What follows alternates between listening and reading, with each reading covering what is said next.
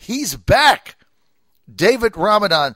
Now, David is a Republican delegate from Loudoun County. He's on our show many times. He's guest hosted our show. And he is the favorite delegate of the Fräulein. The Fräulein loves David Ramadan. And she also loves when I bring her home little Lebanese pastries that I abscond out of his office there and have to hide in my pocket to bring them home to the Fräulein. So we want to thank him for that. Delegate Ramadan, great to have you with us. John, always good to be back, and my best regards to the missus, and an invite to all your listeners to come by the General Assembly building, room 718. We'll have baklava and Lebanese pastries for all of them to try. That includes Democrats as well. Democrats can come too. It's fantastic. That's the best. The highlight is going to Delegate Ramadan's office and eating some of his homemade stuff there. It's fantastic, and we want to tell him how much we appreciate that. Okay, Delegate Ramadan, this is the first day of the session, and kind of give our listeners a little bird's eye view of kind of what happens in the opening several days here. Well, it's a great tradition of Richmond is that not officially as a General Assembly, but all of us in our individual capacity, we start our session by starting the day with the Commonwealth prayer breakfast. Mm-hmm. And it was a great event this morning to attend in fellowship with friends and colleagues and people from around the Commonwealth that come together in prayers. I had 4 pastors from my district that joined me on my table as my guests with their spouses. And we really enjoyed breakfast together in prayers and in fellowship. Of course, this is attended by the administration. The Governor McAuliffe was there, Lieutenant Governor was there, a lot of former governors and lieutenant governors, including Governor McDonald, my friend, was there. And that's how the day starts. Then we rush back to our General Assembly building, which we were back here by 9 a.m. Normally we're in much earlier, but because of the prayer breakfast, 9 a.m. meetings. As soon as I hang up with you, I start my first committee meeting. Then we go into caucus, and after that we go into session.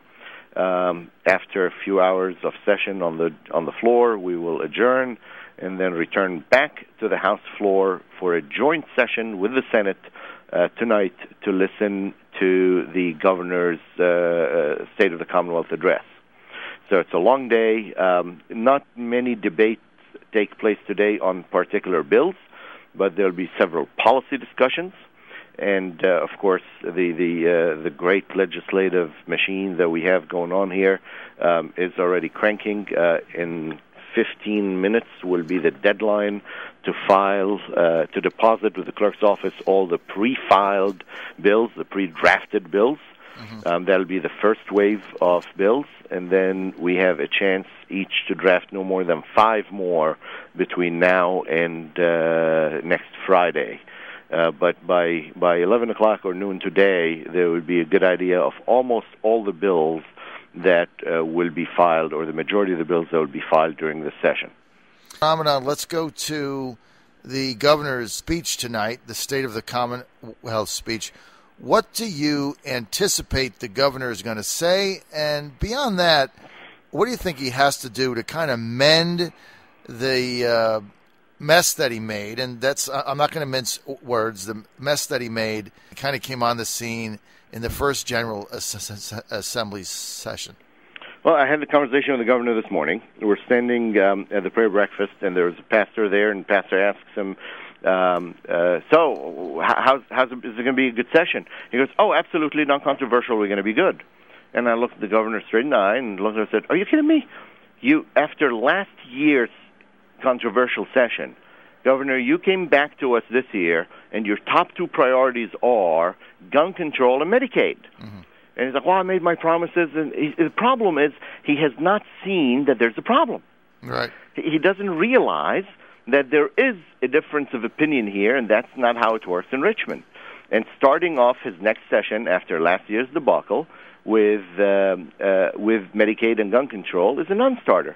We had a short conversation on that. He goes, well, I'm going to also talk about economic development and jobs. I said, we'll see eye to eye on jobs, Governor. However, when you start with, and your top 2 priorities is Medicaid and gun control, We have a majority of 67 in the House, and those are non-starters for us. Well, and let's get to his gun control legislation. I mean, there's absolutely no appetite for this in Virginia, either in the House or the Senate or amongst the populace. So where is he coming from with this stuff? He told me, I'm not delusional on this. I know what's happening. I know where the votes are, but I made promises, and I'm putting this in for my base. Mm-hmm. And this is all what this is all about. Unfortunately, it's grandstanding. Mm-hmm. This is grandstanding for his base. This is where he's going as far to the left as he can, so that he can go out and pound the chest and tell people in the campaign year that, look, I've been fighting for you, and these bad Republicans are the ones that's holding it up. You know, this is grandstanding at best, John, and it's sad. Some people think that a lot of what he's doing right now is just setting himself up for some other officer to do something else. Do you buy into that? You know, I don't like to speculate what people's intentions are and where they want to go in politics, but I can tell what they're doing right now, which is political grandstanding versus are they really intending to do this work and push real policies that could make the Commonwealth better.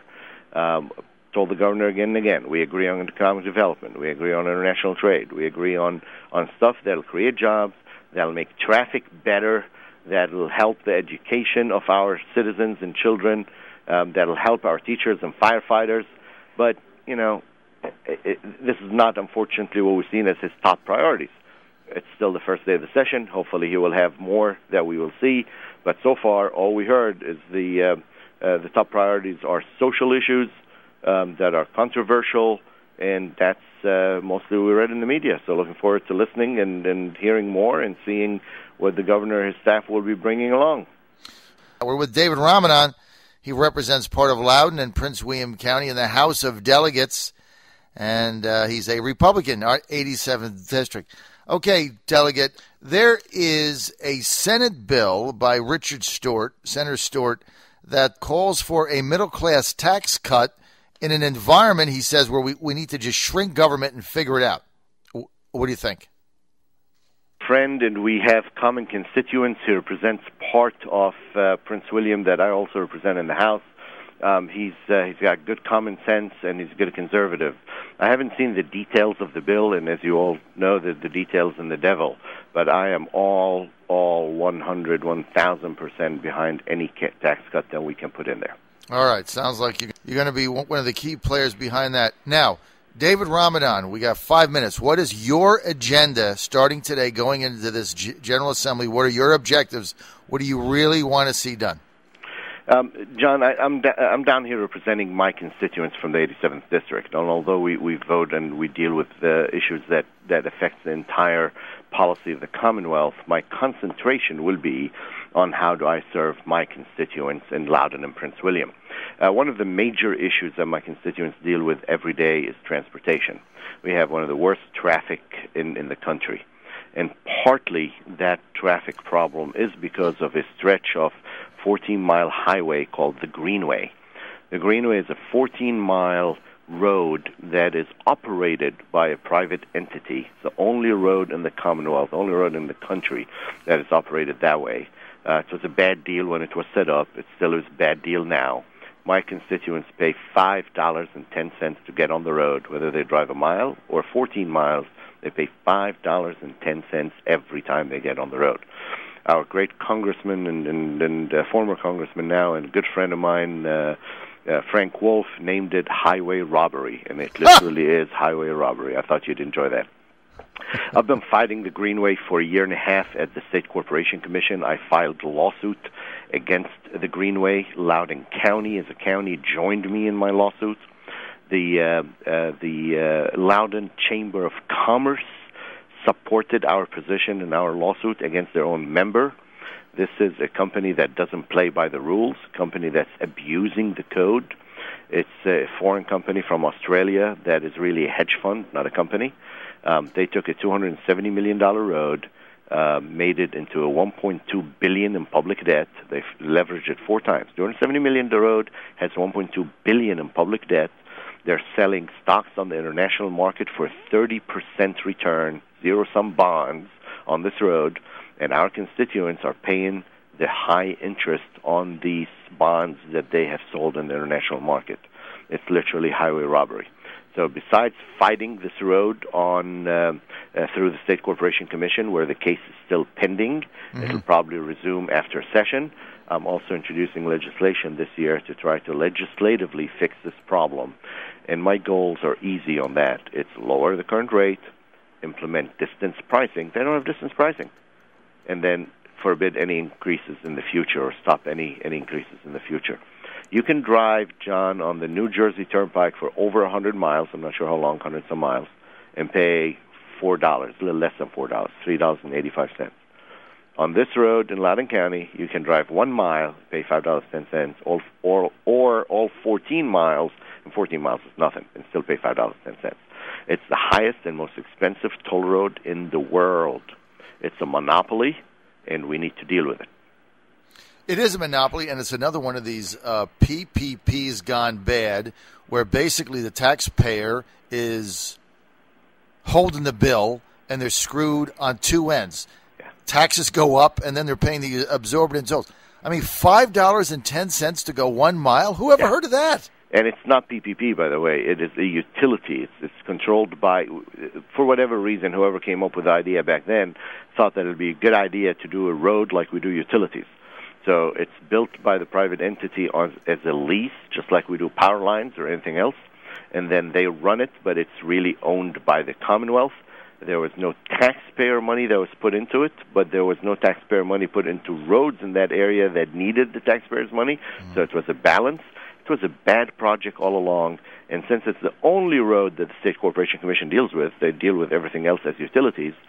It should have been dealt with as a utility because it was meant as such, but they didn't. They dealt with it with a road. And every time this corporation came in and said, we are broke, we want to refinance, we are broke, we want to refinance, they allowed them to refinance 3 times. They're up to $1.2 billion, and they're charging $5.10 per trip so they can pay the interest on these exorbitant international bonds. It's a scam, and by all means, it's an international scam, and the Commonwealth fell for it, and I'm going to do my best to try to fix it. It is a scam, and it's outrageous.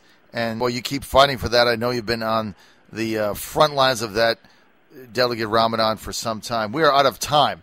We want to thank Delegate David Ramadan for being with us, taking some time out of his very busy schedule, the first day of the 2015 Virginia General Assembly. Now, if you really want to know what's going on, here's all you have to do. Follow David Ramadan. Forget all the other sites out there.